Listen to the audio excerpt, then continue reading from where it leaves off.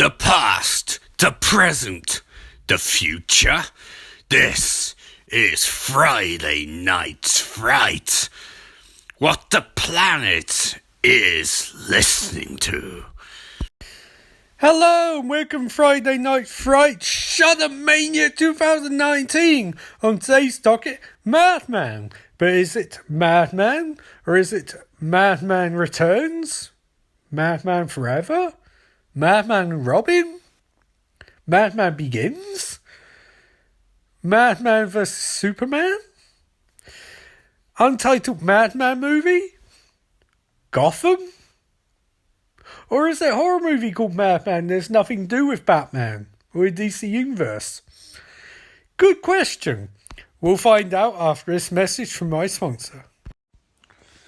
Hey, it's Ian here. I've just watched Madman, and I think the best way to summarise my feelings towards this movie after the introduction, where I essentially make lots of jokes about various Batman movie titles, was this was a load of fun. I don't know if I'd call it good. I don't know if I'd call it classic or anything like that, but I had a fucking whale of time watching it. Granted, that's mostly because I was buzzing few people as I was watching, making jokes about the movie, but goddamn, what a blast.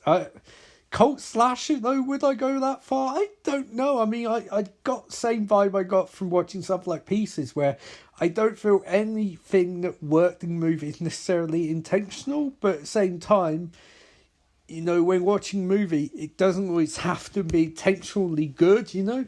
So bad it's good can be a thing, although I don't think this is bad per se.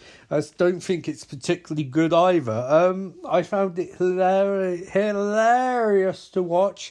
Very weird, very surreal, very goofy in places, intentional and unintentional. And generally, I feel like I get the impression they wanted to make something of some merit, some movie that had the feel of a Friday 13th Nightmare on Elm Street or Halloween, where at least the first entry, even Friday 13th first entry, was rather good. Where, you know, like they're trying to make something where first entry is a bit more solid, a bit more iconic, and then they go weird. This was just fucking weird from get-go. I don't know what they're thinking making this movie, but God bless them, you know, because if you're going to strike out, you might as well strike out by going for a fucking home run and fucking up, you know? This movie is the equivalent of you almost hit a home run, and then it bounces off the wall and lands perfectly in the hands of the catcher. You know, like, it's such a weird play that you wouldn't think anything's untoward about it. You just be like, holy shit, that's amazing. And that sums up this movie nicely. It's like some tried to hit a home run failed, but created something exhilarating and worth replaying anyway. Based just on movies, it's slash movie set camp, starring a bunch of actors who don't sound like they're American.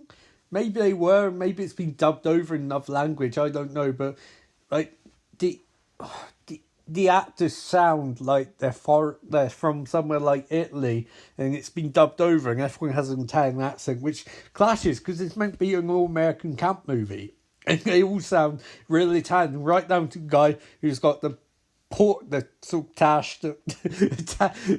moustache of a child molester, you could say. sorry. So he's got the moustache of a paedophile, and then you got the fucking Madman Mars, who looks like an extra from Cats, Mr. Parsophilis. He actually looks like a fucking cat. Seriously, the guy looks like a cat. I'm sorry if I'm spoiling movies now. I'm literally crying with laughter. But he actually looks like a cat. He walks in slow motion. He looks like an extra, an amateur dramatical version of Cats. Sorry, a bunch of amateur dramatic actors. Like, they just got this guy going, like, you have a big bushy beard. We can give you claws of a cat. We can give you that, and that's all we can give you, and that's what you're going to do. They say on Shud they got a fucking documentary. Explained the inspiration behind Madman Mars. The inspiration was Andrew Lloyd Webber made a musical about a bunch of cats. They thought, what's more iconic than a man cat? A man cat with an axe who lives in an old house. And if you shout at him and say, Madman Mars, come get me, he'll come out with his axe and he'll stab you in the fucking face with it. Like, you know what I mean? Like, this is when I love horror movies. Like, who the fuck would think this was a good idea? Because it's not. But at the same time, it's not a good idea, but it's a very memorable one. Because one movie is nowhere near as good as one of the classic slasher movies from the 80s to 70s. You watch it and be like, fuck me, this guy, if they ever make a slasher movie like Avengers, fucking Madman Mars needs to be like the fucking Hawkeye guy, you know? Like, fucking get Jeremy fucking Renner on the phone, get a bunch of fucking hair from a barbershop and fucking glue that shit to his face. Give him cat claws and fucking have at it, you know? Oh my god, so there's the classically awful monster who walks in slow motion. Then you've got the kids, like, we all joke about these movies where the fucking actors looking in their mid-40s. Fucking hell, like, these guys aren't in their mid-40s, but they're clearly in their early 30s. Dialogue, like, fucking... The idea that these are meant to be all American teenagers, and you just listen to them and you look at them and the acting and the expressions, and you're like, did the director not ask for a single second take in the whole movie? You got kids literally delivering dialogue phonetically. It's like they're whispered in their ears, say this, and they say it with no inflection whatsoever. No inflection. And then you've got kill sequences, like the slashing sequences, where it's like a man being dragged along the ground with a rope across his neck, being pulled up to a tree, going,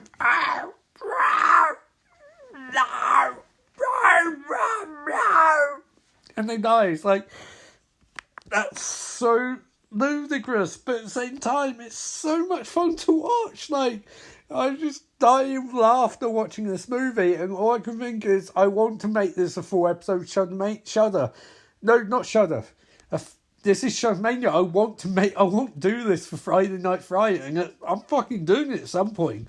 I don't know when, but fuck me, I'm definitely doing this movie for Friday Night Friday, because between the Italian-sounding all-American cast, the fucking Mr. Marzophiles, the guy at the start who's like, you don't want to be mean to Madman Mars, he'll come out and fuck up, hey Madman Mars, we ain't been mean to you. We don't want you to come here. Between that guy, between the keys, between the sexless set sequences, between like the music. The music's like fucking techno shit.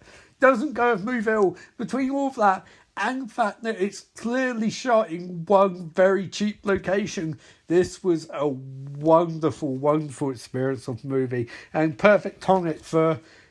I work for the NHS, so I won't go in detail, but some days you need to watch a movie this bad and cry of laughter, because, oh my god, no, I won't say more, but the NHS guys, the NHS. So yeah, I would fucking definitely recommend this. I would give it 5 out of 5 entertainingness, like, easily.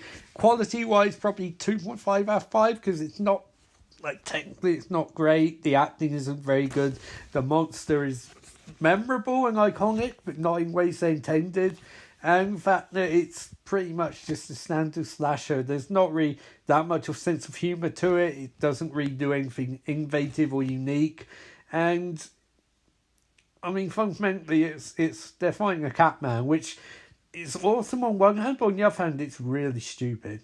But on the other hand, it's really awesome, because there's 3 hands here. So I definitely recommend it, but I don't know if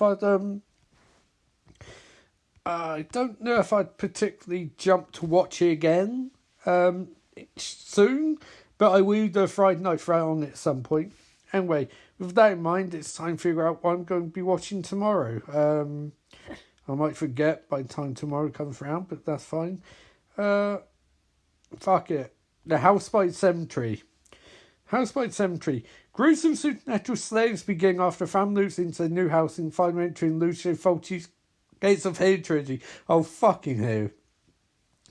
The Boyles' new house hides a horrific discovery of murder and torment, including recent familicide committed by Norman Boyle's former colleague, full stop. But as Norman tries to uncover mystery-time murders, comedy uncovers an other weirdly secret, maybe closer than he thinks, full stop.